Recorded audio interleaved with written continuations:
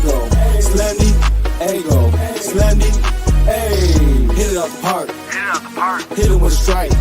From the national anthem to the bottom of the night. I'm in Slendy, Ego, Slendy, Ego, Slendy, Ego, Slendy, hey. You already know what's up. What's that? Another home run. But you know the job ain't done till we hold that trophy up. Hey.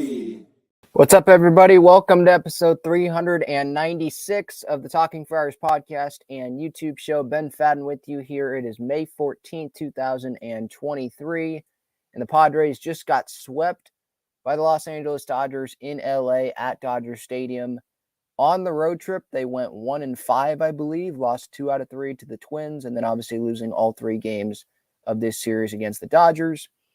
Just a quick reminder here before we get started, letting some people get in here to the live stream. Subscribe if you have not already. Turn on those notifications so you know when I go live or when new videos get posted. I have gotten some comments from some viewers of the show, some in the audience that have not gotten the notification when I go live. So just make sure you subscribe, hit that bell, and then click the all button, and then that should get all the notifications for when I go live or when videos get uploaded. So you should be set there. Reminder, use my code Talking Friars for $20 off on SeatGeeks, or if you're going to one of the next Padre games in this homestand, hopefully you're going to go see a win, which the Padres have not been able to produce for Padres fans very much as of late. $20 off your order, code Talking Friars on SeatGeek. Breaking Tea. Great San Diego sports swag, not just the Padres, but also the San Diego Wave, San Diego State. Click the link in the description for that. And then I'll tell you about Gaglion Bros and Underdog Fantasy here in a bit. But yeah, disappointing series for the Padres, that's for sure. Getting swept. I mean, I was my thought going into this series, like the results actually mattered. You know, last weekend, I just wanted the series to be competitive. And that's what it was. And so I was okay with, I was disappointed, obviously, but I was okay with losing the series last weekend to the Dodgers at home. Like, they were 1 out away. Josh Hader had been amazing. Mookie Betts is one of the best players in baseball. All right, they were close. It was competitive. They won a game. They looked really good on that Friday night. But going into this Dodgers series this weekend was different. They just got called out by their manager after losing a series to the Twins. So how were they going to respond? And I guess you could say they showed some fight. You know, there were spots where they showed some fight. You saw some passion from some of the pitchers. You know, Blake Snell, that comes to mind. Ryan Weathers today, that comes to mind. There's some passion. There were some times where you definitely saw guys on offense hustling. Tatis, Crony, those 2 guys definitely stand out. But I mean, at the end of the day, like, it is about the results, especially when you get called out by the manager. And you come to LA and you're trying to make a statement like, yeah, we're here in the NL West. And the bottom line right now is, no, the Padres are not there right now. Like, it feels like they're close. Like, there are different spots where, yeah, if some things went their way, yeah, maybe this series turns out different or some games turn out different. But no, they're not where the Dodgers are at right now, because we do have to look at the results. We can't continue to sit here and look at everything glass half full. I will probably look at some things glass half full in this show. I'll try to, but we can't look at everything glass half full. When the results are showing you have one win against the Dodgers this year, you just got swept. You're now 2 games under 500, 19 and 23. So was that 4 games under? 19 and 22. Sorry, 3 games under.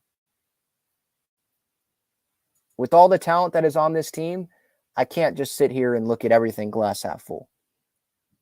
I mean, we can. Before we, get into the negative stuff, let's get the glass half full stuff out of the way.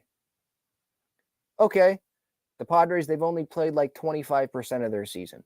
So there's plenty of time to make up ground. There's plenty of time to start playing better baseball. They've started off this season with a really tough schedule. I saw on social media that the Padres, they have one of the easiest schedules remaining the rest of the season. They obviously have this Royals series coming up. The starting pitching has been really good. The bullpen has been good for the most part this season. Juan Soto starting to play better. There are positives. You can look at some things glass half full. What do we have? How many games do we have left? 120, something like that. So there's still a lot of time. And this team, I think, is too talented to, miss the playoffs. Like, I still think they're going to be a playoff team.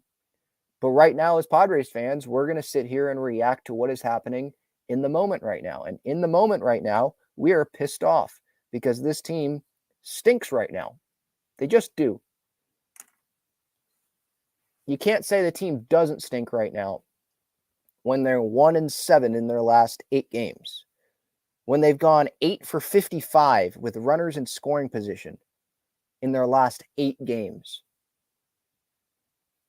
When they went 0 for 9 today with runners in scoring position. When Manny, Soto, Cronenworth combined to go 0 for 11 today, I believe. They're not playing good baseball right now. The starting pitching has done its job, I think. Could it be better sometimes? Sure. There were some times this weekend where, mistake pitch. Ryan Weathers to Mookie Betts today. Or Joe Musgrove after the angle mistake yesterday, right, to JD Martinez. Sure, they could be better. But the pitching is not the reason why the Padres are 3 games under 500 right now. It is the offense. What's supposed to be going into this season was like the best lineup in baseball, right? That's what some people were thinking. Well, that's not what it's looked like right now. And I still have the belief that this lineup will end up performing like we thought it was going to at this point in the season. It will perform that way at some point, and I think it will be able to be more consistent, consistently good, not consistently bad with runners in scoring position. Part of the reason why I think that is because I just see the talent on the roster. There's just too much talent for it to continue like this. But also, like, it's possible for it to continue like this, right? I know baseball is a game of failure, but failure this much with runners in scoring position, especially with the talent that is on this roster, it's impossible for it to continue this way, right? I think. So I guess that's that's another glass half full thing. Like, it can't get worse than this, right? I don't think so. The pitching could struggle, and then the offense is good, but the pitching's so bad at some point this year that they lose. But, like, offensively, can it get worse than this? I mean, I don't think so. I went over Friday's game, and we can hit on that briefly here. Padres lost on Friday 4-2. I'll get to the comments. Any super chats, feel free to put them in there. That makes it easy for me to see your comment, and you're supporting the channel, so I appreciate all of those. If you want to join the show and vent, give your frustrations, have any questions for me that you want to give to me on the show, feel free to click that link that is pinned up in the chat. Friday night, Padres lost 4-2. I discussed this on the last show. I was planning to do it anyway after Fernando Tatis Jr., that was his first game at Dodger Stadium, and Luis Camposano, it was announced that he had the thumb surgery, so I thought, this is a good night to do a show. So my reaction to that was pretty much like my reaction to, or what my reaction is going to be to these last 2 games in the series. Like, they had opportunities to come through, and they just didn't. If you look at the scoring, Freddie had a double, made it 2-0 Dodgers. In the 7th, they came back. Ha-Sung Kim had a double down the line. Bogart scored. Odor scored. Odor pinch ran for Matt Carpenter. But right after that, Tim Hill gave up back-to-back home runs. Mookie and Freddie Freeman. That made it 4-2, and that was the game. Runners in scoring position on Friday, 1 for 7, left 5 on base.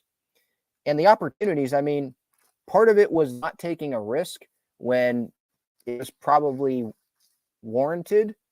Like when Juan Soto was on third base and there was a fly ball to left field and he doesn't try to run and score. He just tries to do a deke. And you have hustling him coming up next with 2 outs with Dustin May on the mound. Like, what are the odds he's going to drive you in there? I don't think it's that high. So when the team is struggling that much with runners in scoring position, I think that's a spot where you should be trying there. Go for it. If you get thrown out, it's a perfect throw by Chris Taylor, and it was a pretty good throw, but I would have liked to see him at least try there. Bottom 5, Snell got out of trouble there. I thought he pitched pretty good. 6 innings, 2 earned runs. Yeah, he walked 4, struck out 4, but he kept the Padres in the game. That was the 9th quality start from Padres starting pitching in 10 games, not including these last 2, but as that being the 10th game, 9 of the last 10 there, quality starts from starting pitching. Top of the 8th, 1st and 3rd, nobody out. Padres had chances there. Crony struck out. Manny grounded into a double play. So not coming through with runners in scoring position. And I already talked about the Luis Campusano thumb injury. I mean, I don't expect a move to happen today or tomorrow or maybe even in the next couple weeks because it's hard to go trade for catching and acquire catching this early in the season. Like, teams are still trying to evaluate who they are, and contenders aren't going to give you catchers, right? The best catchers in baseball, you look at JT Realmuto, Will Smith, like they're on contending teams. Like the Phillies, they're not just giving up right now. Wilson Contreras, some might want to bring up. He's on the Cardinals, big contract. They're not going to give up on him, a month into this contract, right? I think he's back to starting catching on Monday. So this is a position that is not great for the Padres, but they're going to just have to deal with it. Austin Nola stinks offensively. Brett Sullivan hasn't done much offensively, but they're just going to have to deal with it because they don't have anything else. They tried for Christian Vasquez in the offseason, couldn't get him. He's not doing too great either this year, but he still is better than Austin Nola. And Campusano's hurt. If Campusano was healthy, maybe he would be the starting catcher. But now that he's not, you're relying on Nola. And guys are more interested, the pitchers, or maybe not more interested. That's a bad word, but they're more familiar. They're more comfortable with Austin Nola behind the plate than Brett Sullivan. So Brett Sullivan, he's going to have to get some reps with these pitchers. But even then, like, most pitchers are going to probably want Austin Nola behind the plate. And if Brett Sullivan doesn't do very well offensively, like he's not a significant upgrade over Austin Nola, then the Padres might just be more willing, or just they might be more comfortable going with Austin Nola more days than not. Bottom line is, offensively, like, the Padres should not be relying on the 9-hitter in the lineup, the catching position, 8 or 9 hitter, wherever they're going to bat on certain nights. You can't be relying on that guy to save the offense, right? It's got to come from the guys that are making $30 million a year, from the guys that are making $20 million a year. And especially with runners in scoring position right now, that is just not happening. Matt, I see you in the room here. Do you want to go on camera or no? I can put you on the show, just not on camera if you don't want to go on camera. Put a private message in the chat room. Oh, he just disconnected. All right. If you want to join the show and vent, give your thoughts on the show, feel free to click that link that's pinned up in the chat. So Friday, yeah, that sucked again. Just missed opportunities. Saturday, Padres lost 4-2. They lost 4-2 on Friday, 4-2 yesterday. Man, Joe Musgrove, him and Ryan Weathers, like, their pitch lines should have been better than what they were. And yesterday, first inning, Muncy has a single to center that should have been the third out of the inning. Adam Engel takes 2 steps backwards for some reason. I guess he saw a big swing from Muncy and took 2 steps back, came in, didn't have enough time, I guess, to get there comfortably. And Bogarts was coming out. So he didn't want to collide and so didn't make the catch and ended up continuing the inning. JD Martinez homers, makes it 3-1 Dodgers, and that ended up being the difference. The Padres, they scored 2 runs in the game. 2 runs. And yesterday, I believe, what'd they go? 1 for 3, I think, with runners in scoring position. Which, that's not terrible, just percentage-wise, but they didn't have enough runners in scoring position. They had 3 runners in scoring position, 3 chances with a runner in scoring position to get a hit. But you got to be more than that. And Matt, I see, don't want to be on camera. That's fine. Just come into the room. I don't need to. Yeah, just come back on, and I'll just put you on without a camera. That's fine. Anyone else that wants to come on, feel free as well. But yeah, like Musgrove, yeah, he gave up the home run to JD Martinez. Like he should have made a better pitch, but at the same time, he should have been out of the inning. And so when you're not coming through with runners in scoring position offensively, and then you make mistakes like that, like Adam Engel in the field, that is a terrible combination. Like you're not going to win games when that is happening. It's just not going to happen. But let's go look at the spots where the Padres had a chance to come through. Top of the third, Tatis reaches on an error by Mookie at short. Terrible throw. Freddie Freeman had no chance at getting that. So are you going to capitalize on that opportunity, Padres? No, you're not. Manny flies out to right. Soto grounds out to second base. Top of the sixth, first and third, 1 out. Bogarts grounded into a double play. Good play by Julio Urias. Like props to him on that. But it wasn't like it was a hard hit ball. It was not hit hard. It was just an awkward position that Urias had to get in to make the play. Top of the ninth, first and second, 2 outs. Crony strikes out. So, again, more chances to come through, chances to make it a closer game, take away the Martinez home run, and it would have been a lot closer. Maybe the Padres win that game. But, again, it's a results-based business. And right now, the only thing we can do is look at the results, and right now the results are crap in the last 8 games. 1-7 in the last 8 games.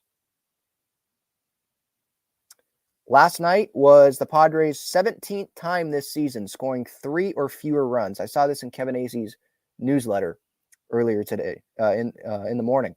1 less than the A's.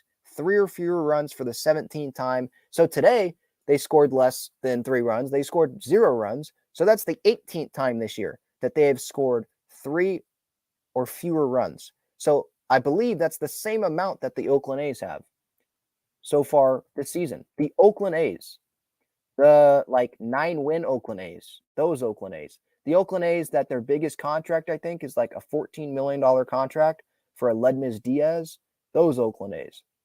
The A's, okay, so the A's scored 3 runs today. So I guess they have, I think, 19 times now this year.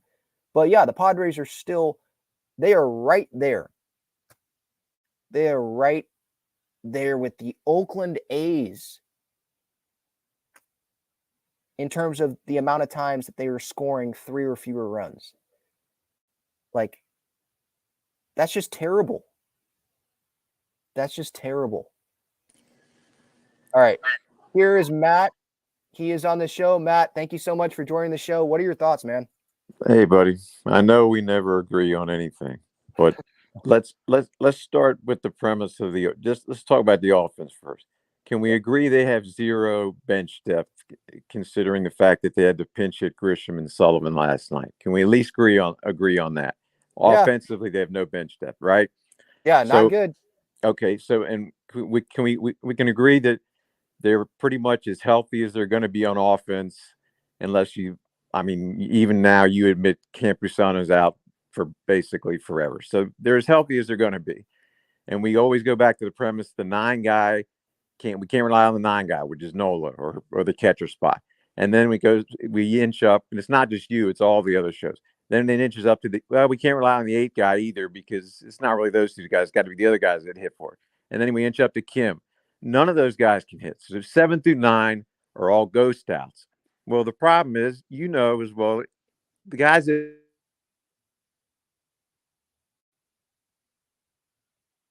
Might have lost him. I mean, I understood the point. Matt, you still there? of them. And then Carpenter Cruz hasn't been that great. So now you're talking 5 to 6 spots in the lineup that are dead zones. So the reason you can't hit runners in scoring position isn't bad luck or is anything. It's because when you have that many ghost outs, you're always going to end up with the guys on base with a hitter you don't want up. It's going to be very rare that you're going to end up with Soto, who's on base. Today it happened and he failed. But I mean, it's just there's too many holes, and there's no one to change out, so it can't get fixed. Cronenworth's batting what 215. I know he's your favorite guy, but I mean Manny.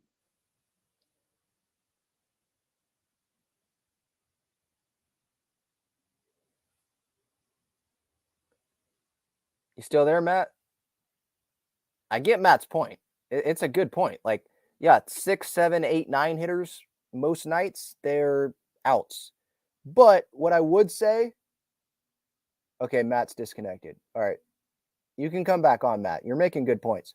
But yeah, I mean, what I would say, a counterpoint to what Matt's saying about the bottom of the lineup, like you can't fix it because the bottom of the lineup are outs. Well, look at this series. Let's look at this series, these last couple games where they had opportunities to come through.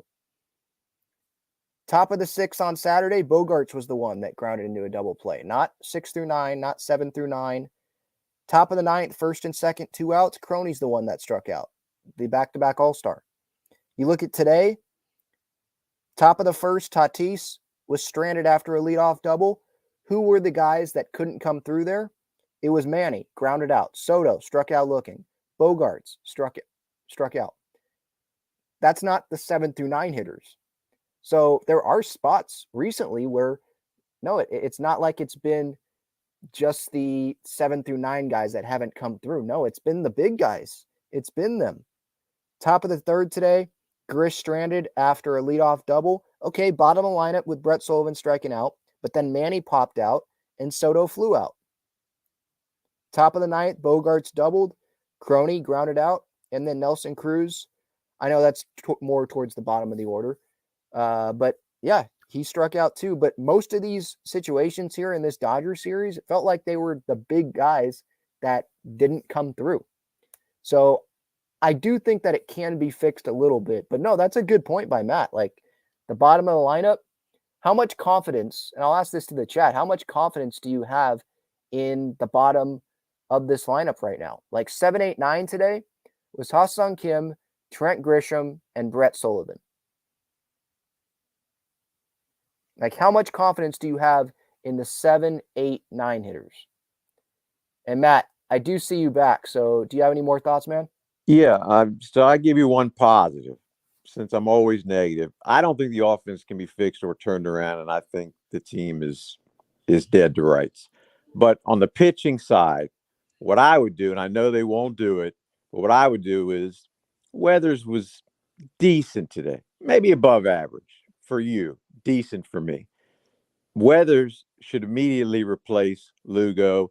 I don't care what they promised him. And Lugo needs to go to the pen. And Honeywell needs to stop being the first man out. And then you can have Martinez and Lugo. As you know, Lugo is a dominant bullpen arm for the Mets for years. And you can have Martinez and Lugo bridge to Hader. The problem is the offense doesn't ever do anything. There's no reason to build a bridge to Hader. But I think Weathers should stick. Lugo should go to the pen. If the offense happens to come around, which I don't believe it will, then you could at least go Martinez, Lugo, Hader, and you actually would have something versus Honeywell, Cosgrove, and all the rest of this nonsense. Because that would actually be a legitimate 7, 8, 9. So that would be my positive point since I'm always ripping the team. Yeah, I mean, that's a good point. Postseason, end of season, I would like Lugo being in the bullpen, and eventually I do want him to be in the bullpen because, 7, 8, 9 like that would be really good. And I can't count on Drew Pomerantz. I can't count on Robert Suarez to come back. But for now, I don't think the Padres are thinking about that because they want to get the innings out of Seth Lugo, and he's been one of the Padres' best starting pitchers. And Ryan Weathers, can they consistently rely on him to go 6 innings every 5th day?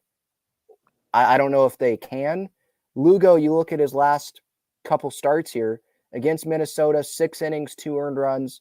May 3rd against the Reds, 6 innings, 1 earned run. 10 strikeouts combined in those 2 outings. I mean, I know there's been plenty of starters that have been good. Like, again, the starting pitching is not the problem.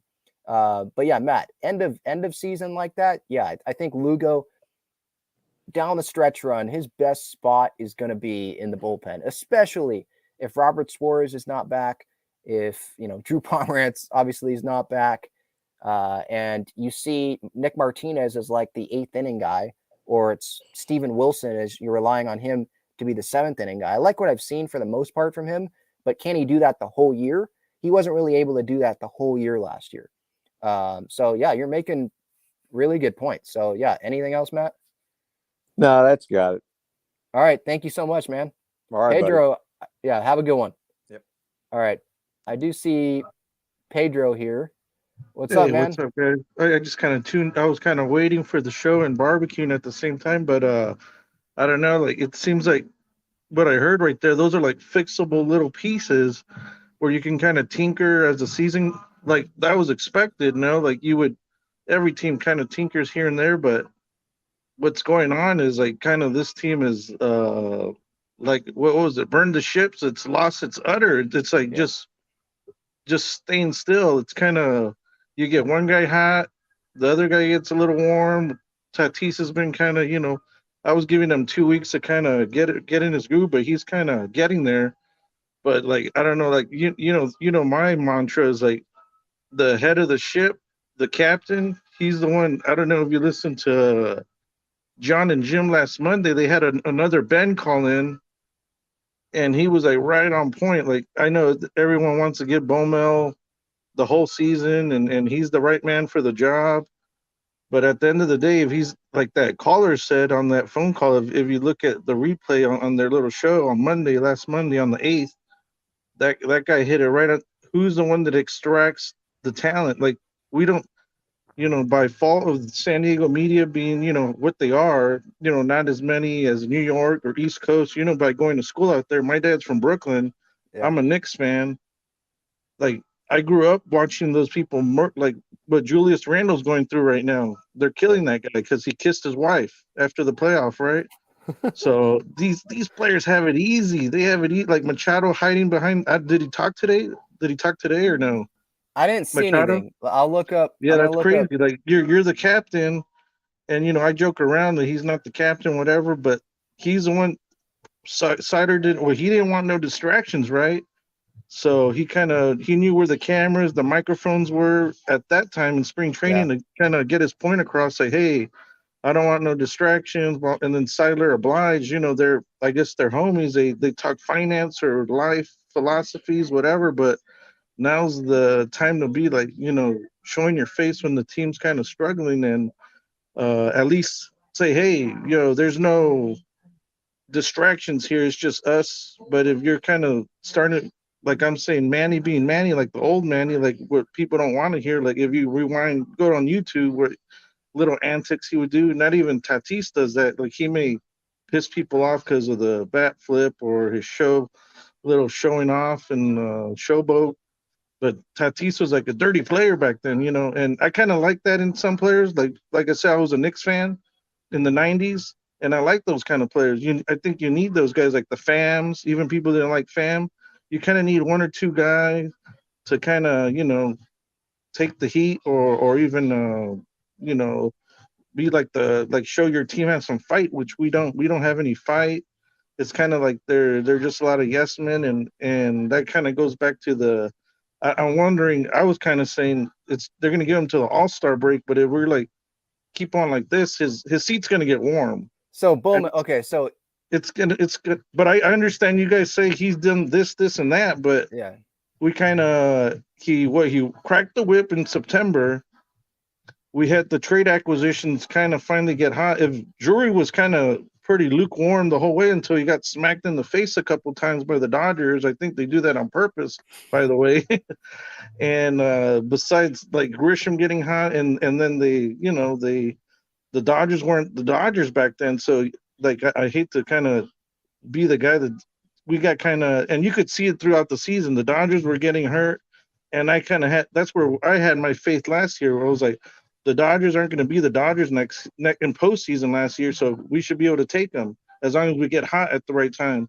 But this year, like, the season's long, and man, who's gonna correct it if Manny's not stepping up and, like, you know, taking the blame? You know, that's what you want out of your leaders, like your Right. quarterbacks in the Yeah. NFL or whatever. Manny Yeah. Manny spoke today. So here Oh, okay. here it is. I just All saw right. this. So he All right. says, this is from AC's article. We want to win. Yeah, we're pressing for sure. We want to win a effing game. I'm assuming that's what he said.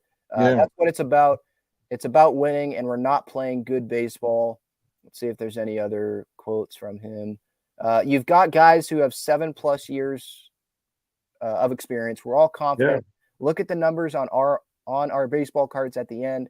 Our baseball cards haven't changed in 10 years. We got all-stars. We got future Hall of Famers in here. We know you just got to trust the process. There are going to be good days. There are going to be bad days. There are going to be really good months and really bad months. You just got to have one really good month, and that changes your whole season. So just keep playing baseball. I think that's all we can ask. That's the message that we've been sending in here. Everybody's working their ass off. And, hey, we lost. We got swept. So be it. We've got to go out there and keep playing, keep doing what we're doing every single day, keep coming in here every day and working like we have been, and things will turn. So that's good. That's good. Yeah. Yeah. I mean, he obviously acknowledged. But I'm saying, look, what are those? Players, like, he talked about it. He said it here. Like, we got all-stars. We got future Hall of Famers. Yeah. So this goes on the players. I'm sorry. Like, no, I know. Yeah. But they got to. Bomel is not, like, I'm seeing this sometimes too on social media. Like, Bomel, people that want him gone, they just want something to change. They just want to change something up and see what happens. But you don't fire one of the best managers in baseball who led you to the NLCS last year with the worst team, by the way. You don't fire him just to hope, let's hope that something can improve. No, the players on the field, the guys, the future Hall of Famers, they're the ones that have to play better. I just hope they do something against Kansas City and Boston. They're like bottom of the cellar in their divisions, and that's a whole week at Petco. I'm not a season ticket holder. I get to stay home, watch it on stream, or I get a cherry pick because I like taking my kids out. So it's kind of, you're going to spend money. So that's who I feel sorry for, the people that are day in and day out, and they can't get out of that craziness. So you're going to start to hear the boo birds, and I wonder how the players are going to take it. And is that going to affect? You already saw they canceled that Yankees little beer fest, so it's starting to show with the fans and the upper management. So I don't know. Yeah, I don't know what that was about. Them canceling the beer. The beer, like 3 weeks, yeah. 3 weeks ahead, unless they had a conflict of like concerts or something came up, was it Ja Rule and Ashanti? Yeah, I mean, look, like, the fans, they're gonna keep showing up, like. Yeah, but they do boo. I'm saying, like, those. Well, not Manny everyone wanted it. Manny asked for it. He was like, didn't he say something earlier this year or last year? Like, the booing that helps us, like, that keeps us accountable. You see the fans on TV. Not everyone's in that demographic. Like me and you, we're in those 20 to 40. Where like I see a lot of season ticket holders there, like the retired construction worker, retired police officers. Like there's older gentlemen there, and I think those are the guys that they want, their money to show on the field. Like they don't want to be. They're not the patient ones, and those are I guess the baby boomers. Like that's who I see on TV. They'll flash the young people and whatever, but I see a lot of baby boomers out. I don't know if that's who's sitting around you, but on TV, that's who I see. But hopefully they turn it around. Like, I'm a diehard. I'm a bandwagoner, whatever Manny wants to call us. But we got no choice to see how this. It's either going to be a memorable season or a season to forget, and it's going to be. Let's see what happens. Yeah, Tatis, I'm reading these quotes here. He's talking about today, like, our head is there, our energy, our focus is there, but we just haven't come out, just hasn't been happening. I mean, and that's pretty much all they can say. Like, for anyone that's going to get mad at players, because I've seen this too. Like, some people are like, I'm But tired what do of you them. think of them I'm tired of laughing them at the end of the talking. game? That's not a good look. Yeah, I know Yeah, that's crazy. that's not a good look. And I know fans were going to get pissed off about that Yeah, right when I that's saw crazy. that. But like Odor probably said some joke and they were laughing. But yeah, it's not. Yeah. Yeah, that's not a good look. But Or I was they're thinking taking maybe it they were laughing at the fans taunting them, and they'll be like, "Oh, they'll see at maybe. the end of the season when we turn it around, who's going to have the last laugh." That's what I was hoping. That's what, but who knows? Who knows what they were laughing about? Yeah. Well, how some fans are going to take it. Yeah, you can't be laughing when you're getting shut out and you're getting Yeah, swept by the crazy. Dodgers. So I understand that like that's not good. But Yeah, at the same time, you do have to still try to keep it, light. competitive. Yeah, You or can't. lighthearted. Yeah, Yeah, lighthearted.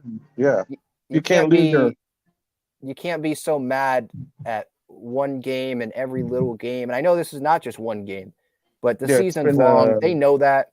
They're going home. They might already be here and they're just going home and whatever, and they're going to move on to the next day. It's us that really take it really, really Personal. hard. Yeah, people, fans. Because if they take it really, really hard, especially in baseball, that's probably not going to end up very well.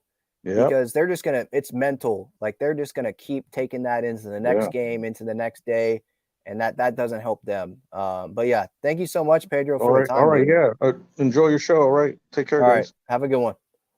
Yeah, so man, we're just waiting for them to turn it around. Obviously, anyone else that wants to come on, feel free. Click that link that's pinned up in the chat. I think Matt and Pedro, thank you so much for coming on. Yeah, I mean, Padre fans were frustrated, that's for sure. I posted on Twitter and Instagram today before I came on here. Just describe how you're feeling about the Padres right now in one word. Padres, they're 1-7 in their last 8 games. They're 8 for 55. That's 14.5% conversion rate, if you will, with runners in scoring position in these last 8 games. 1-7 since the Kershaw meme, which has nothing to do, by the way, with how the Padres are playing, but some people want to point that out. So here are some of the responses that I've gotten so far, and feel free to put your one-word response in the comments as well here. Again, just like one word to describe how you're feeling about the Padres right now. Disgusted, betrayed, speechless. There's someone saying F meme, done, awesome, which is sarcastic, hard to watch, flabbergasted, shocked, horrible, sad, frustrated, pissed, pathetic, angry, pain, baffled, embarrassed, frustrated, disappointed.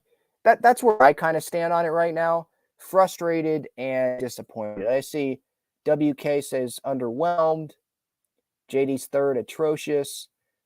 Yeah, it's I'm in the frustrated, disappointed camp. Like anyone that listens or watches to this show, they know that I like looking at things glass half full. Like, I'm a Padres fan. I want what's best for Padres fans, for the Padres players, for the team. So I'm that's just who I am. I'm going to look at something the positive way. But right now, it is definitely hard to look at it that way.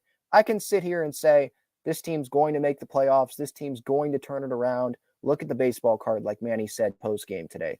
Look at the track record. They're going to turn it around. They can't keep playing this bad. But no one wants to hear that right now, right? Padres fans, you don't want to hear that right now.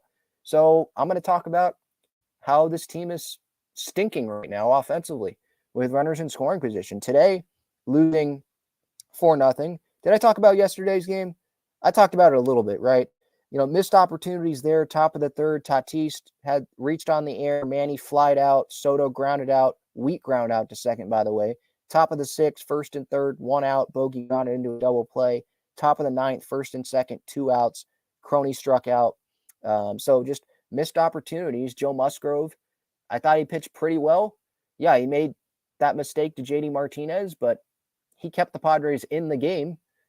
And he should not have allowed as many runs as he did because, again, Adam Engel should have caught that ball in center field.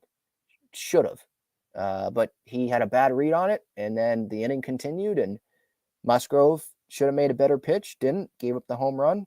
But like bottom second, Musgrove picked off Vargas, stranded him. Well, not stranded, but picked him off, ended the inning. There was a runner in scoring position there. Bottom 4, Musgrove stranded, the bases loaded. After Bomel decided to walk Freddie Freeman intentionally, Musgrove got out of it. So the pitching, for the most part, doing their job. It's the offense. And I wanted to get to this because I have seen this narrative a little bit on social media, and it's annoying the heck out of me. Last night, obviously the Padres lose, and social media, it's kind of like an S storm. I mean, some fans are saying, and I literally saw this, like Manny's struggling because this is a quote from one of the tweets. He got the huge payday and doesn't care any longer. End quote. Got the payday and doesn't care any longer. That makes zero sense. That narrative right there is so freaking stupid. It is so stupid. He got $300 million from the Padres in his first contract. Like that sets him and his family up for life. He could have stopped caring then. No, he didn't stop caring. He should have won the MVP last year. He helped guide the Padres to the NLCS last year.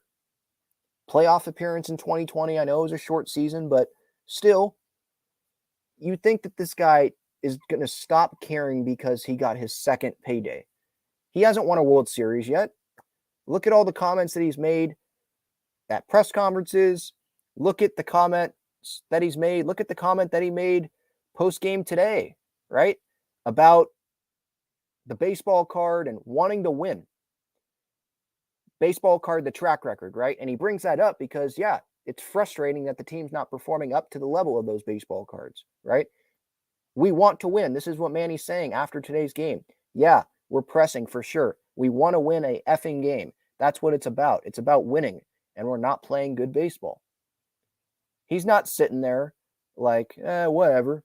No, he wants to win. He cares. The huge payday thing and doesn't care. You could bring that up about Eric Hosmer, who there's been reports in the past about him not willing to adapt and change. Like, well, this got me here. All the gold gloves and getting this contract, what I was doing, it got me there. It's gotten me to this point. I got the contract with the Padres, so I'm going to keep doing what I'm doing, even though it wasn't working, right? You can make the case with him. But with Manny, come on. I think that's some fans just trying to blame one person for, a team-wide problem offensively. And I know heavy is the head that wears the crown, right? Whatever that saying is. So, yeah, Manny does deserve some blame, but just say that he's not playing good enough. Don't try to explain away Manny's struggles for, well, he doesn't care anymore because he got his payday. That's just stupid. That's stupid. Anyway, I wanted to get that off my chest because it's just idiotic. That I think that viewpoint stupid. So yesterday after the loss, 40 games in, 19-21. They're 19-22 now. 2022, by the way, 40 games in, they were 24-16 with a team that was not as good as this team. So that's baseball. But I looked up the Nationals in 2019. Their record was 16-24 through 40 games.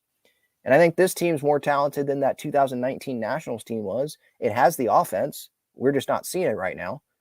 Nationals might have had a little bit better starting pitching, but I think this bullpen's better than the 2019 Nationals. It comes down to the offense. Can this offense perform? And I think it's going to at some point, but right now we're just sitting here as frustrated Padres fans, as a team that's, I think, third in the National League West right now and 3 games under 500. 41 games in the season, a quarter of the way through, 3 games under 500, with a lineup that includes Tatis, Soto, Manny, Bogarts, and Cronenworth. That's definitely not what we expected.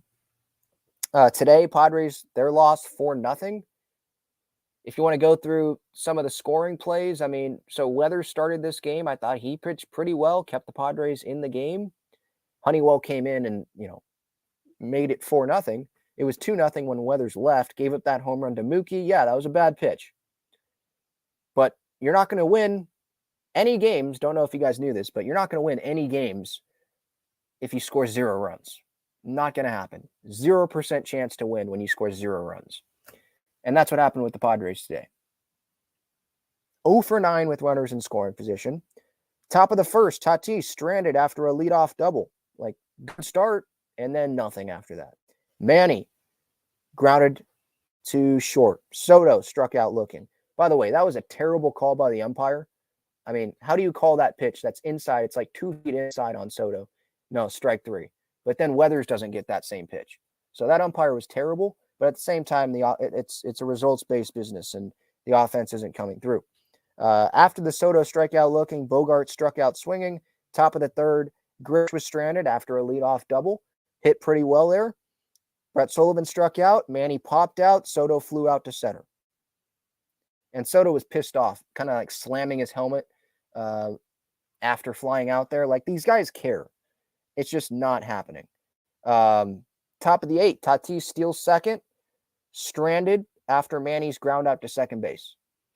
And he was not hustling on that play. Like, I will get on him there for that. Like, I'm going to defend Manny. He's the captain of this team. But there, yeah, it's a regular ground out to second base, but you can give a little bit more than that. That looked like he was given like 40% effort. You can give me a good 60% down the line. He didn't there. There were some times in this series where it looked like, ball down the line, and it didn't look like guys were really hustling to go get the ball down the line. Sometimes.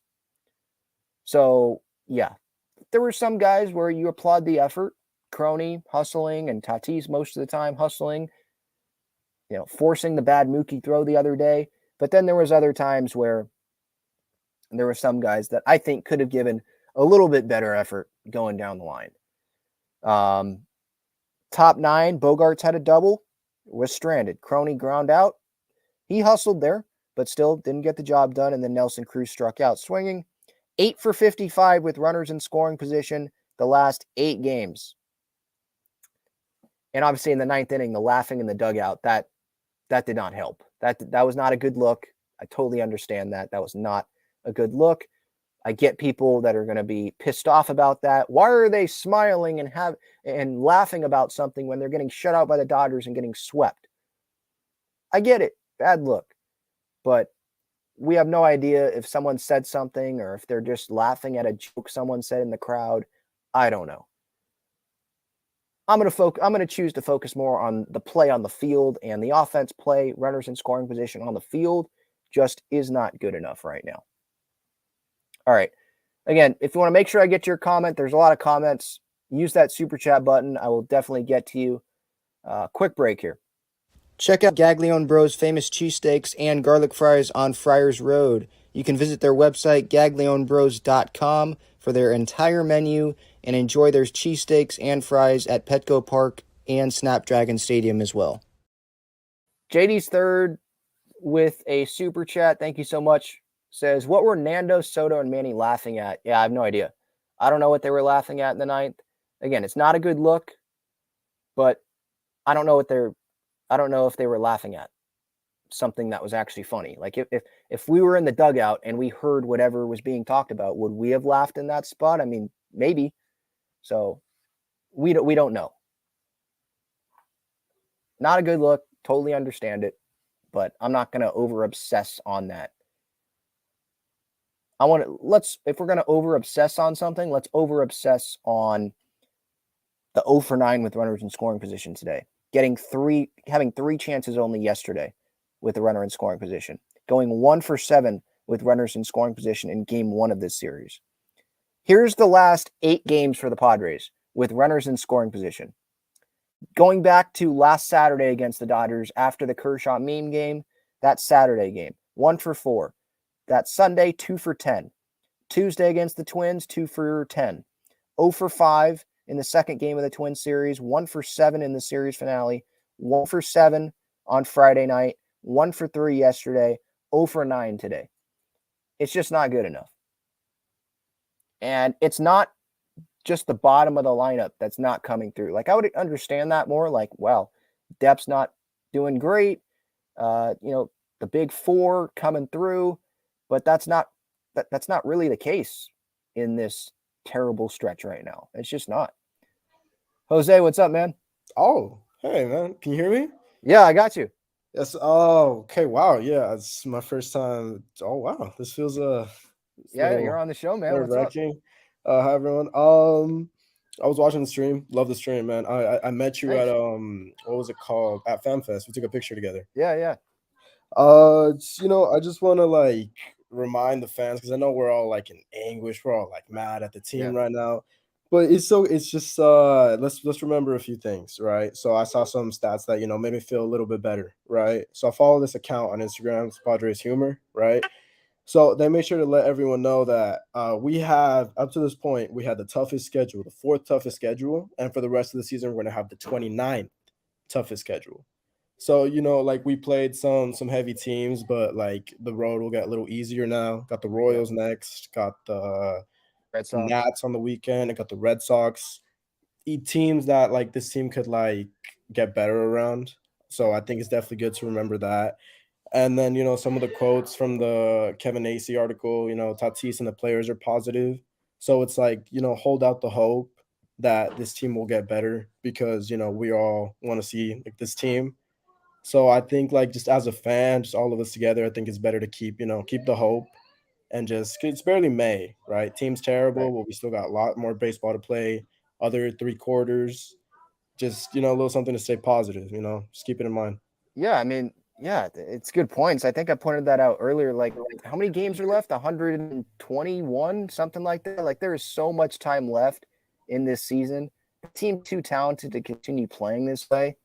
And yeah, it's going to be an easier schedule. Now, some fans will come back at you and be like, well, in the playoffs, it's going to be a tough schedule every game. You're going to be facing good pitching every game. But I'm not worried about that right now. Like, let's be worried about making the postseason first and just taking this day by day. Like, it's such a long season. I'm not even focused on what, they're going to be playing good teams in the playoffs. Well, yeah, no S. Let's just focus on the Kansas City Royals. Let's just focus on getting better every day and just winning some games, scoring more than 3 runs a game, little things like that, and building, the positive vibes back in this fan base, because right now it's not very positive. Yeah, just take it back to the basics. Remember what it's like to win a game again. We haven't won in like 6 straight, 6 like losses. Yeah, it's pretty bad. The second or first, I think the first Twins game. So we've lost 5 in a row, I think. Yeah, I mean, like obviously, honestly, it feels like even though we have a much better team this year, it was always a relief to finish the series with the Dodgers because the next series you were like, you know what? Okay, let's build back up on where we are and let's get better. That's what I'm feeling right now. And at the beginning, I was angry. I was like, why can't we hit? Like we do the hard part. We get the runner into the scoring position, but then we can't knock it in. Like, how do we do the hard part but not the easy part? I mean, don't call me on that. Maybe I'm wrong. I'm not much of a baseball player, just a baseball fan. So, maybe I'm wrong if, for like hardcore baseball players out there. But, it's just a little something to remember. Still got a lot more baseball to play. We might be angry, but just keep the faith. After all, that's a great message. And it's not like it's August or September and if it was September and they're playing like this, then yeah, you can panic and all that. Long term, like I'm not even close to the panic button.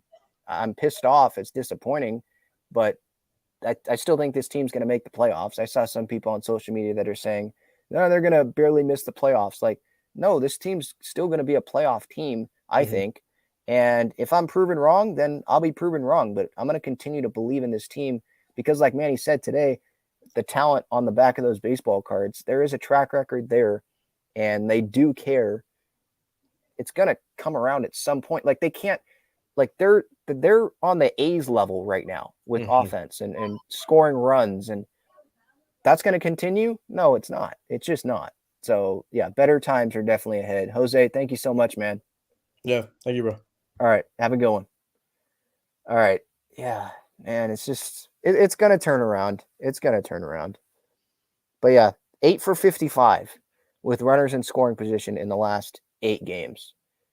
Do we want to hear from Bob Melvin? Let's hear from Bob Melvin after the game today. Oh, Bally Sports, they decided to post actually like maybe his whole press conference today, or at least more than 20 seconds of it. All right. They have a good pitching staff, obviously. And we actually pitched him well. We only gave up 4 hits today. Weathers did his job. Obviously, a couple runs came in after he came out, but it was, the offense in this series that, we still have not taken hold yet. Going into Minnesota in the first game there, we felt like we were coming out of it. A couple tough games there, and then 3 wins here. So we just got to keep fighting, stay confident, and believe we're coming out of it. Was Weathers up against his pitch limit there, given that he was on 4 days rest? Yeah, 85 is about what we're looking at for him today.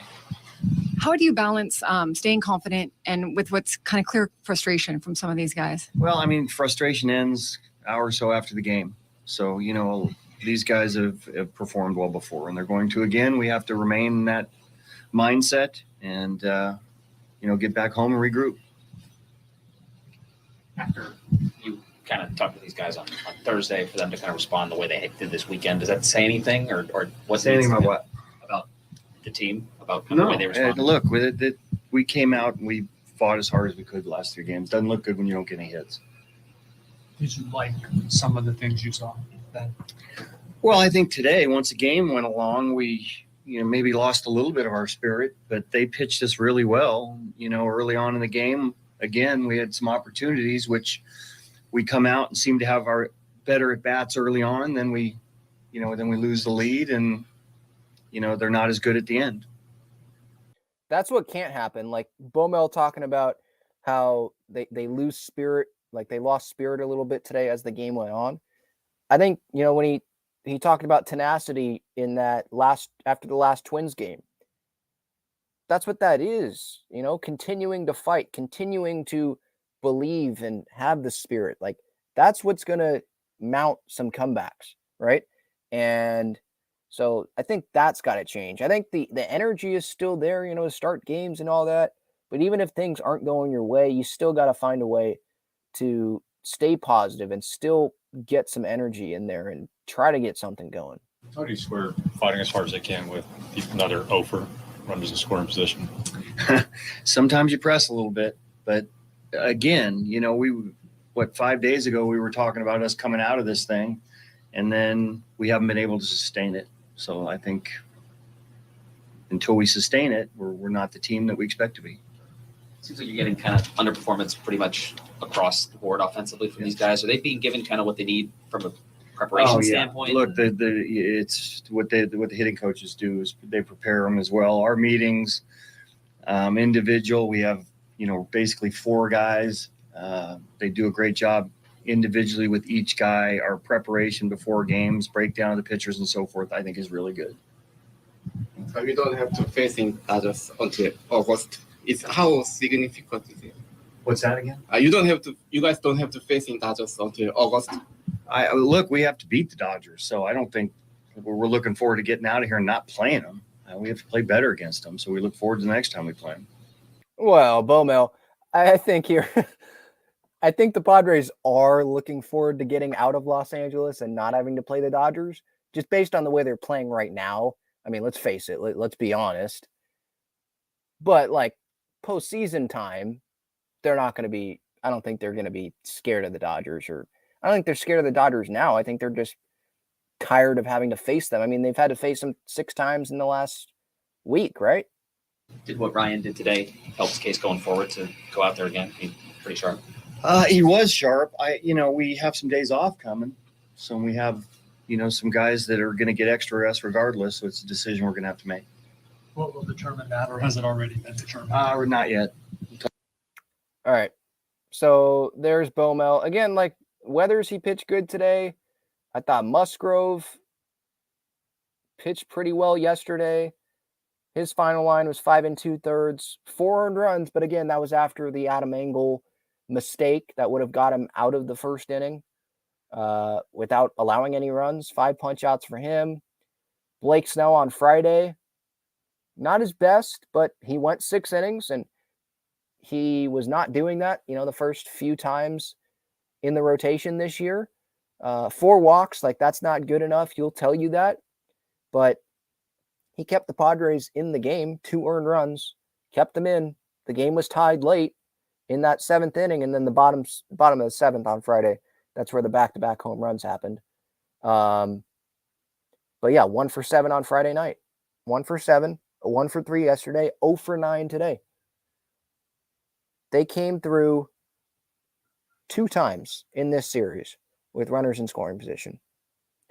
They went 2 for 19 in this series. And a lot of the time, it's the big guys in the order that aren't coming through with it. So, yeah, really, really frustrating. But, I mean, better days are ahead. It is, really. It's not going to continue being like this. If it is, then I will fully admit it. I'm an idiot, whatever. But right now, I'm going to continue thinking that it's going to come around, just looking at the track record. All right, holy cow. We have a ton of comments in here. So I'm not going to be able to get to every comment. If you want to make sure I get to your comment, use that super chat button and I will get to it. It automatically puts it into a different category so I can get to them. And it supports the channel. So I definitely appreciate anyone that has the money to do that. Even if you don't, I appreciate everyone for being here. A big Padres San Diego sports community. Love talking with you guys. Devin says Padres stink. Matt, 19 and 22. JD's third. Yikes.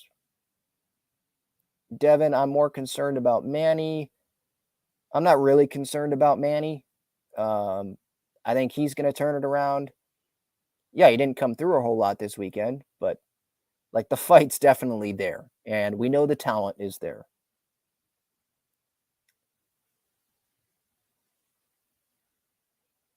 I know some of these comments were like from an hour ago, right at the beginning of the show.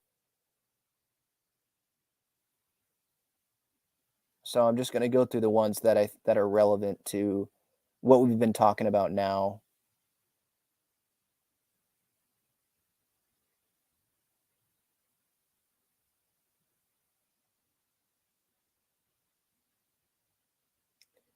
JD's third asks, why do we think the 2019 Nationals and 2021 Braves happen all the time in baseball and it's so easy? I'm not saying that. But this isn't like this is the 2017 San Diego Padres and they got off to this start. And I'm saying, oh, they can turn it around.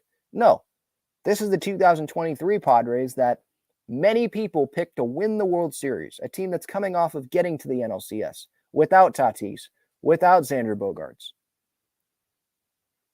This is supposed to be the best lineup of my lifetime on paper. Like they have the potential to turn it around, to be a team like the 2019 Nationals. The Nationals, by the way, were worse than this 40 games in. They have the talent to do it. That's why you hear some people, including me, making some of those comparisons. I know that that's not going to happen every year. And the Padres might not win the World Series this year. But I think they're going to be a postseason team. I think they can make a deep run in the postseason. And if they lose, they don't win the World Series, I don't think we're going to sit here and be like, well, they got off to that slow start in April and May. That's why they didn't win. It'll be how they were playing at that point. All right. I'm going to get through more from the chat, but first, quick message here about Underdog. I want to tell you about the best and easiest way to play fantasy sports. It's Underdog Fantasy. They have great pick'em games and best ball tournaments. In pickup games, just pick higher or lower on 2 to 5 players' stats, and you can win up to 20 times your money in a single night. You can go cross-team, cross-league, and even cross-sport. Best ball revolves around the draft, which is what every fan loves the most about fantasy, and it eliminates the hassle of having to manage your roster all season long, resulting in a fun and easy fantasy product. How does it work exactly? You enter a contest, where you participate in a snake draft against other users. That lineup that you drafted competes against every other draft in the entire contest. The better the combined performance of your team, the more money you win. After your lineup is all played, Underdog will take the best performing players and automatically set them as your starting lineup. That's it. No waivers, no trades, no worrying about who to start or sit. After you complete your draft, your part is done. Underdog Fantasy offers best ball in a variety of ways, including daily contests, weekly contests, playoff contests, and season-long contests. You can either enter into these and compete against thousands of other entrants for huge prizes, or, if you'd like, you can enter into a private draft with friends and family to compete for a smaller prize pool.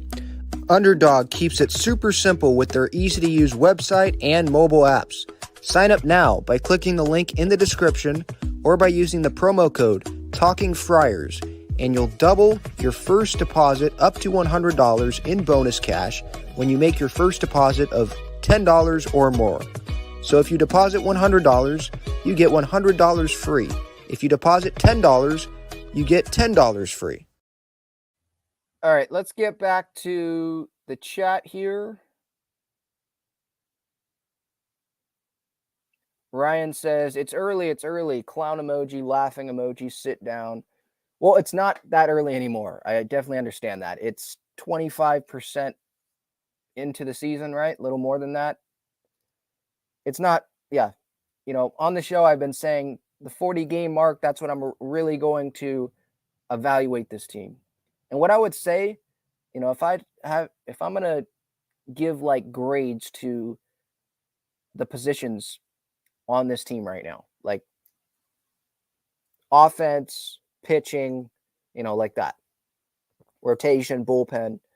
The offense, I probably give it, an F, just based on what our expectations were.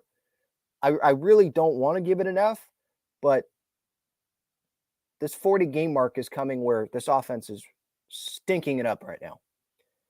Starting pitching, I would give it probably a B+. Beginning of the year wasn't as strong, I don't think. But it's definitely turning around. The bullpen, I'd probably give it the same, B+. I think that's fair, maybe a B.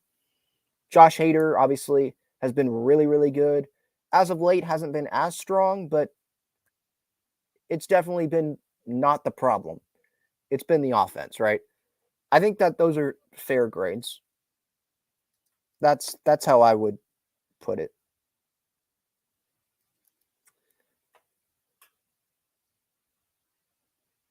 JD's Third says that baseball card means nothing, talking about the Manny quote from today. Well, no, it does mean something. It means nothing for what they're doing now and what they're going to do this season. I understand that. But for fans, it does mean something because, or at least, the reasonable ones, it does mean something because you can look at that and be like, well, okay, so they're struggling now, but look at what they've done.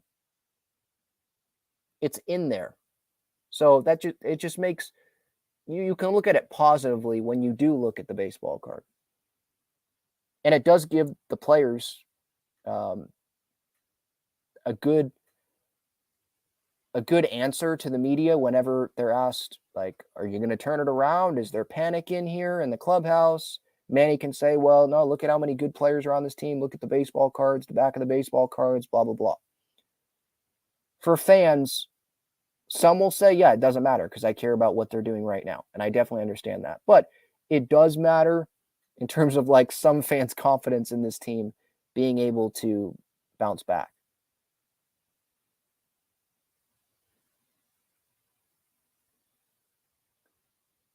I totally agree, JD's Third, with you saying that Bomel's clueless.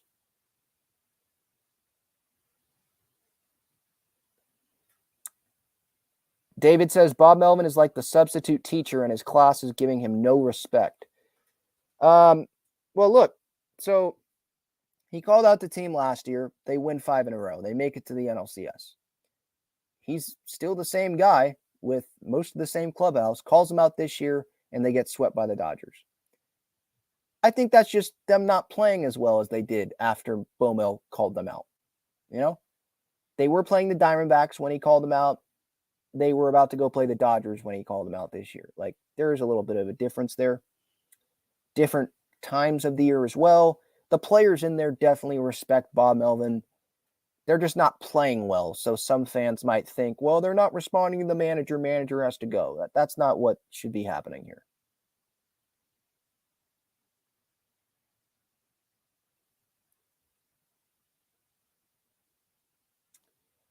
I was asking the chat to give like one word to describe how you're feeling about the Padres right now. Nando390 says bust.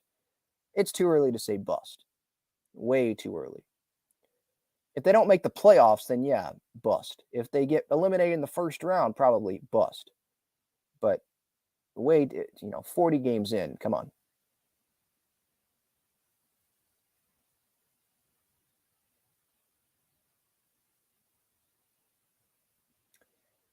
ZZ says Preller's not a leader either, as a nerd with a spreadsheet.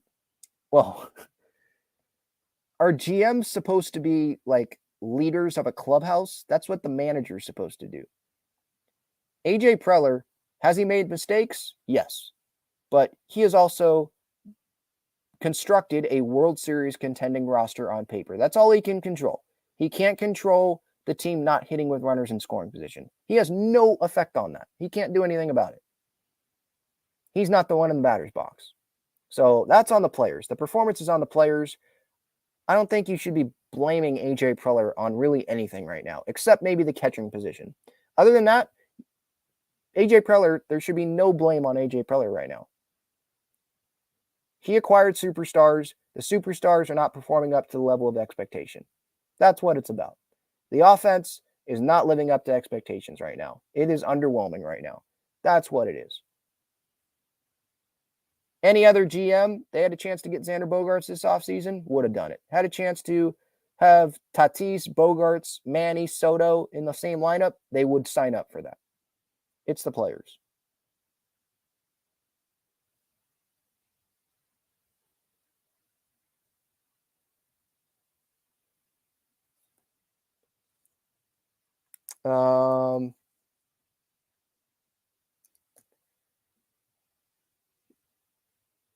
I'm hoping this Royals, I see in the chat here coming up about the Royals. I'm hoping, this Royals series, 3 games, the Royals are garbage, right? I think it's them and the A's, right, that just suck. Yeah, Royals are 12-30. They scored 6 runs and still lost today. Yikes. Yeah, 12-30. So, yeah, if they don't win this series, I mean, holy cow. That will be embarrassing. Imagine if they get swept by the Royals at home. You're definitely going to hear boos Manny then. I mean, probably if you don't sweep the Royals, fans are going to be pissed off. At this point right now, like, I'm just hoping for a series win. We got to take some of the baby steps. In the chat here, I see, says Padre fans obsessed with the Dodgers. Why are you? I assume you're a Dodger fan. Why are you in a Padre chat? That seems like you're the one that's obsessed with the Padres, not Padres fans being obsessed with the Dodgers. But maybe that's just me. Alex Rodriguez, don't think that's the real one, but he says, what is super chat? So in the comments on YouTube, there's a $sign. You click that and you can donate, support the channel, support myself, and it will sort your comment, whatever you say, into a different category, and I can read that on the show.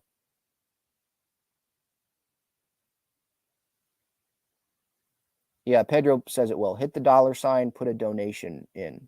Yeah.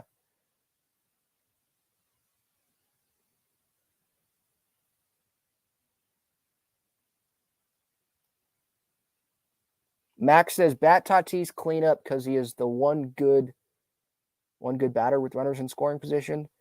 Tatis has been getting on base. He's most comfortable in the leadoff spot. Instant energy right out of the gate. I think they like having Tatis there. I mean, at the end of the day, like Manny, Bogaerts, Crony, the guys behind Tatis, they just have to come through.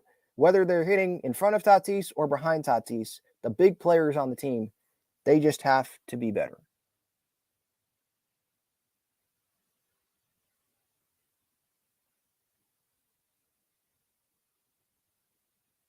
Matt says, when the Royals win this series, Seidler may burn Petco to the ground. Yeah, like, and he's like the most optimistic person on the planet. So I wonder how he's feeling right now. He's probably feeling like, well, yeah, this sucks. It's embarrassing, but look how many games are left. Look at the track record of these guys. Look at the talent on this team. They'll turn it around. I don't think he's super worried right now. I think he kind of has the mindset that I have, like pissed off, but it's going to get better. That's where my mindset is right now. Fire Melvin. That's not going to do anything. DJI Menez, or D Jimenez 789. That's not going to do anything. Firing one of the best managers in baseball, just hoping that the offense is going to turn it around with runners in scoring position. That's not going to do anything.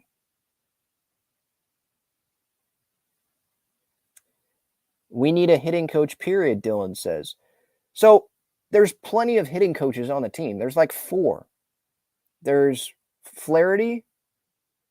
There's Morgan Burkhart. There's, who am I forgetting? Coolbaugh. And then there is Oscar Bernard, I think is his name. Let me look up the coaching staff right now. There's no title that says hitting coach, but Ryan Flaherty, I'm on the Padres website right now. Bench coach, offensive coordinator. Oscar Bernard, assistant hitting coach. Scott Coolbaugh, assistant hitting coach. Morgan Burkhart, major league batting practice / hitting coordinator. So they don't have like the typical title of hitting coach, but there's plenty of cooks in the kitchen there that are helping the Padres out. Blaming the coaching staff is just taking blame off of where it should be, which should be on the players.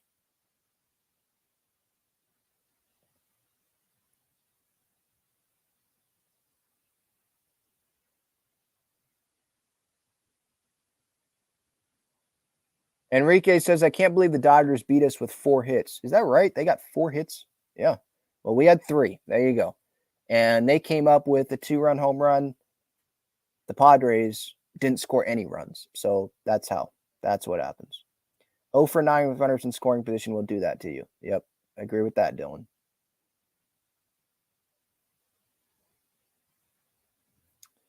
JD's third says, fire Preller too. Yeah, well, let's fire the guy that has constructed a World Series contending roster on paper.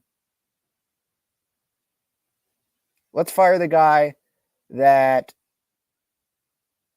constructed the roster that a bunch of experts going into the season had winning the World Series. It's not on A.J. Preller.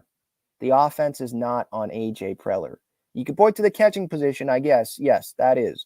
But other than that, he's done a good job of bringing in a lot of talent to this offense, and they're just not coming through.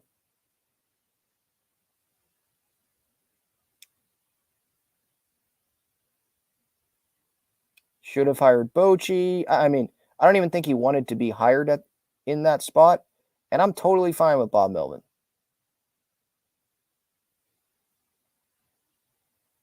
I guess the meme backfired. Okay, well, yes, it backfired. Yes, not a good, yeah.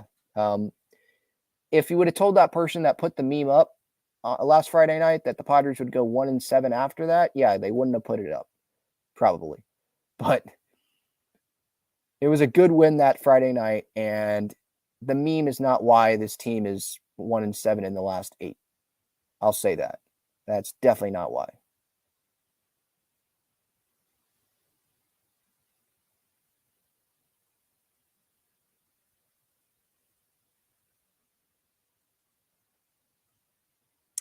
Pedro says, maybe get Salvador Perez during the Royals visit. Who would we trade and give up? Yeah, I mean, well, we'd be taking on a good salary, right? Because Salvador Perez, let me look up his contract. I think there's an option. or there's either an option or there's just one more year left, I think. His base salary this year is $20 million. Yeah, 2 more years after this year. Wow. So the Padres would have to pay the rest of this year, $20 million next year, $22 million in 2025. Club option 2026, which they'd probably decline then. So that's a big salary for a catcher.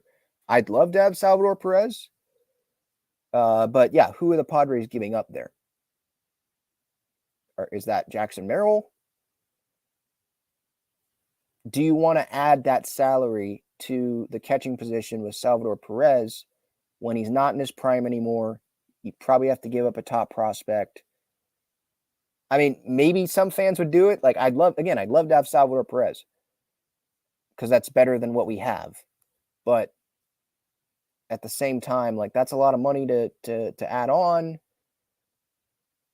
And I know Peter Seidler wants to win, so he might be willing to add on that money. But I don't know, like,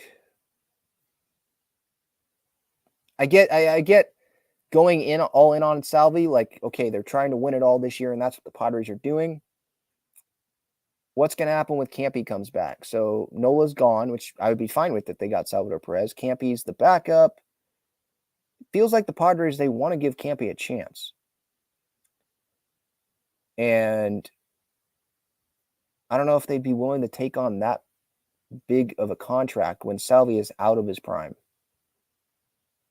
$20 million a year for a catcher that's 35, or that will be 35. He's 33 right now. I don't know how interested the Padres are in doing that. But I like Salvi as the player, that's for sure.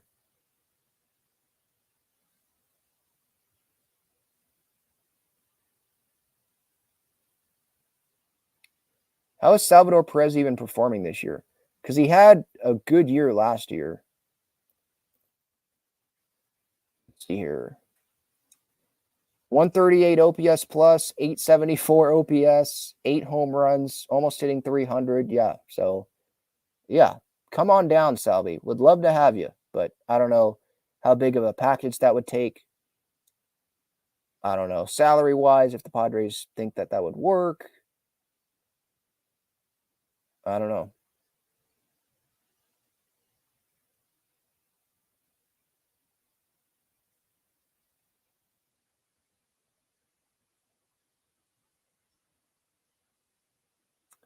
All right, I'll get back to the chat, but I wanted to hit on some other San Diego sports here at the end of shows, just like I usually do. For anyone that's new, this show started as just Padres, and it's going to be mainly Padres. Obviously, I've been almost an hour and a half talking about the Padres. But at the end of the show, I don't have like a sports radio show, sports talk show here in San Diego. So this is my show. So I have a passion for other San Diego sports, and I know there's other fans that also have a passion for other San Diego sports other than the Padres. And so I take this time at the end of shows to talk about other San Diego sports and when it's necessary. And the Loyal is definitely something I'm going to hit on today. So they lost 3-2 last night against Rio Grande Valley. 4 goals were scored in the first half combined between these two clubs in this match at Torero Stadium. Joe Corona scored a penalty kick in stoppage time. I believe that was the second goal for the Loyal. There was an amazing first goal from the Loyal. I'm blanking on his name. I think last name Perez, Aiden Perez, maybe. Let me look that up real quick because I want to give him proper credit. But it was a tremendous goal. I mean, outside the box. Yeah, or Adrian, not Aiden. Adrian Perez. Really good goal. But Koke Vegas, I mean, kind of uncharacteristic of him, I would say. Just the first half, I mean, there was the header on the near side that he probably could have saved, should have saved. There was another goal, near side goal, that he should have saved. Like, you don't, at least the games that I've seen, most of the time, like those are saves for Vegas. And so if those would have been saves, maybe the Loyal can get a point out of it, but they don't. And now they have a ton of road games. They don't play another home game for like a month, I believe. So disappointing. I think they're 5-3-2 now on the season, regular season play. That is their second home loss, I believe, of the year. So they had a good win against Orange County, but then they followed up in their first home game since then with a loss. There were definitely some passionate Loyal fans out there, saw the signs, saw on social media. There was a sign that was put up because this is the first home game at Torero since the MLS report came out about the MLS club coming to San Diego, and they have to get just the agreement on the lease and then the approval from the MLS owners, like pretty much saying that it's going to happen. And one of the signs said, "Community is built, not bought." And that was definitely a shot, it felt like, at the MLS ownership coming in and buying into the MLS, coming to San Diego. And I definitely understand the Loyal fans being pissed off about it, and community is built, not bought. But I want to give the MLS ownership a chance. I don't want to just bash them before they even come to San Diego. Like, what if they do really care about the community when they come? And I know the Loyal already do care about the community. Trust me, I am a Loyal fan. Not diehard, but I am a Loyal fan. I do watch the games when they're on. I wanted this MLS team. I still do. I still want this MLS team to be the San Diego Loyal and just come from the USL to the MLS. I think that would be best for both sides. The Loyal, they get rewarded for the 4+ years of work that they've had. And the MLS club, the owner, he immediately comes in as like, yeah, I care about the San Diego community. I care about soccer in San Diego. Yeah, I'm going to reward Landon Donovan, who, by the way, has his name on the MVP MLS trophy. I'm going to reward his work, the Loyal's work, and I'm going to reward Loyal fans too. Like, yeah, we're going to have this team be the MLS team. I would love for that to happen, but it doesn't look like that's going to happen. I think that both can coexist, and I want to give this ownership a shot before I go bashing the ownership. And I don't think Loyal fans are bashing the new owners, but they really care about the Loyal, and they don't want the Loyal to have to fold or anything like that. And I don't either, obviously. They don't want that to happen because this MLS owner or this new owner is going to come and buy his way into getting an MLS franchise that will be more popular than the San Diego Loyal will be. It will. I hope that both can coexist. I hope that the Loyal can still get 5,000 fans at Torero. Maybe they have home games when the MLS team doesn't. We'll see.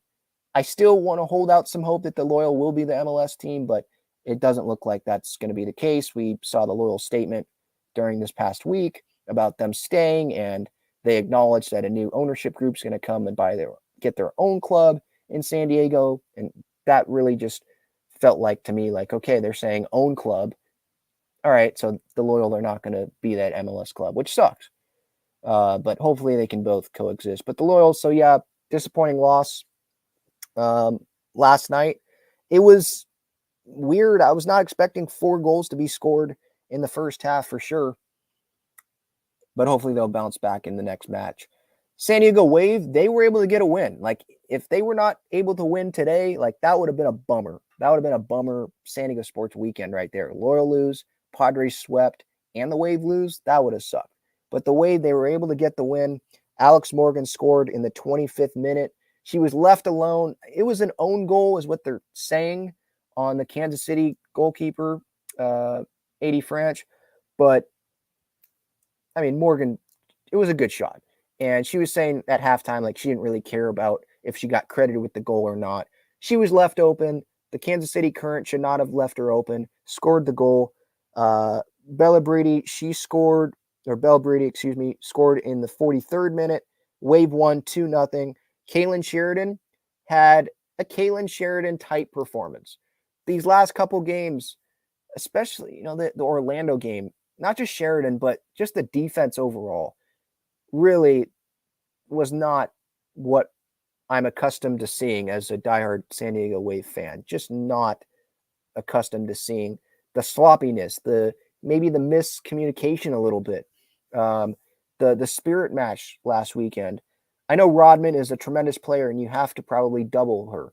But there was one goal, the Sanchez goal, where there were 3 players on her, and that left Sanchez open pretty much. Little things like that, not being able to catch up with Rodman, some miscommunication in the Pride match. But today was much better.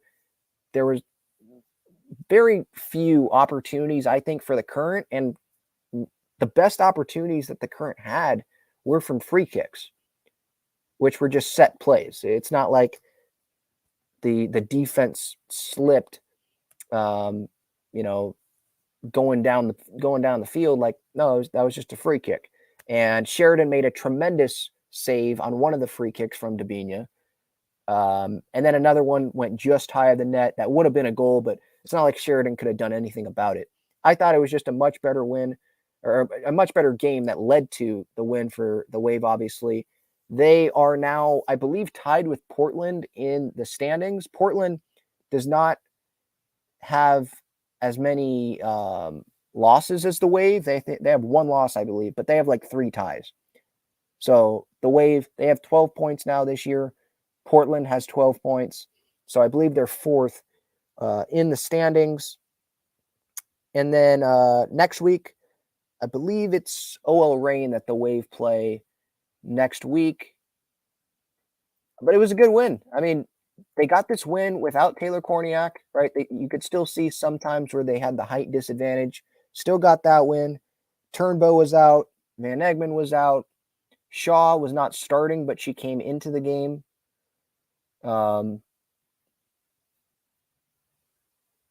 Sorry, OL Reign's not the next game. May 20th. Saturday, May 20th. Next weekend, an away match, Houston Dash. And then they come back home the Friday after that at home against the Portland Thorns, who obviously have Sophia Smith. They have a ton of talent on that team. That match, there's going to be a ton of fans there, I would expect. They have not a lot. They have a couple home matches after that Houston match next weekend. And then they're away for 2 matches against Gotham and Racing Louisville. And then back home June 17th against Angel City, which that match will probably be sold out. But yeah, much better win. Much better game from the Wave tonight. And it was good to get a win. Winning record. And they're going to have a happy flight back home. All right. Back to the comments here. I forget where I left off. Oh, Salvi. Royals won't trade away their captain, Dylan says. Maybe not. But they are rebuilding. Like, don't you want your young guys to play? I know nothing about like their farm system or anything. But do they want that big contract still on the roster? If the Padres can give them a good trade package, do they really want to pass on that just so they can keep Salvi on the roster? I don't know. When the team's terrible.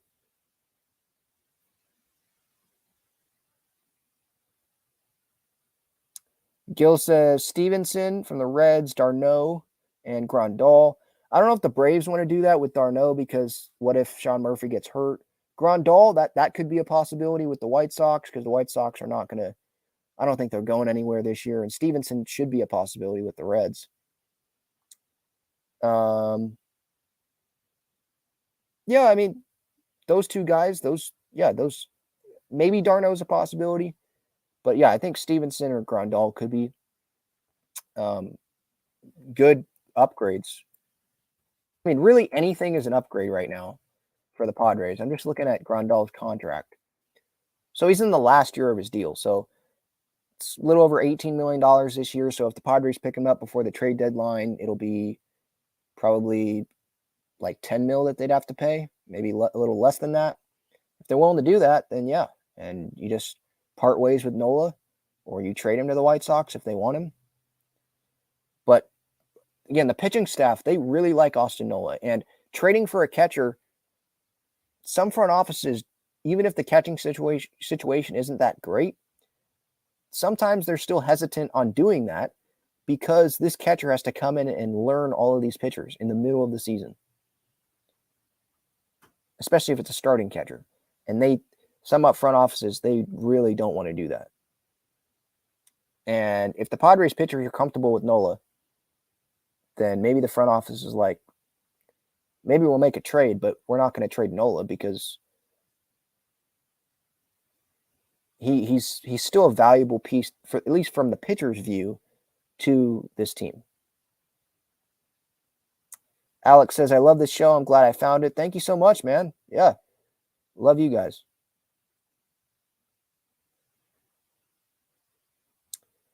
Pedro asks, what would you name the MLS team? Yeah, I mean, I don't know. Like, there are some people that are like, they saw what was it? FC San Diego. There was like a link. There was a leak because someone bought the domain. So they're like, oh, FC San Diego, that's the name. I don't know if that's the name. I think that's probably just a placeholder. But I would be fine going kind of the route like LAFC, going SDFC, San Diego FC. I don't know if they need to be super original with it. What are you going to name them? The San Diego California Burritos? Like, I don't know what you would name them. San Diego Loyal is what I would name them. But I'm taking them out because I don't think that's going to happen. So, I mean, to be honest, San Diego FC, SDFC, I'm kind of fine with that.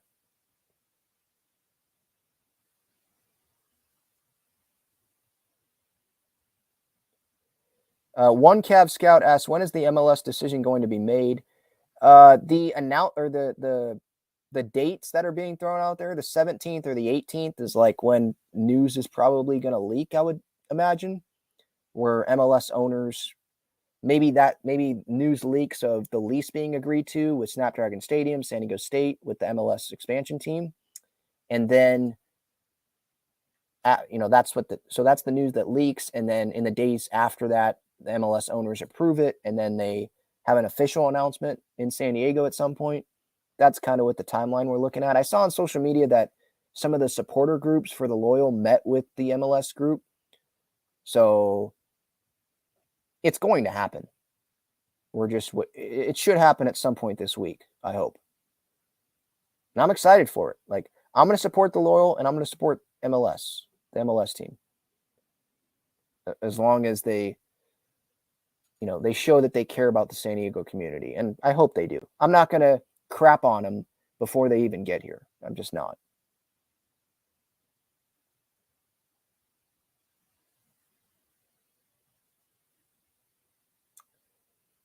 All right, I think that's going to do it. Talking Friars episode 396. Thank you, everyone, so much for tuning in, whether you're on the podcast platforms or on YouTube here.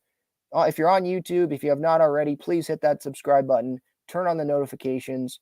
If you're on a mobile device, I believe you hit subscribe, hit the bell, and then click all, and that will give you notifications when I go live, so you can be in these live streams, or when a video comes out, it'll notify you then. Quick reminder again, visit Breaking Tea. Click that link in my description for great San Diego sports swag. Use my code Talking Friars on SeatGeek, $20 off your purchase. Use Underdog Fantasy. Go to Gaglion Bros, great cheesesteaks and garlic fries. Those are my reminders to close out this episode. Everyone, let's touch some grass.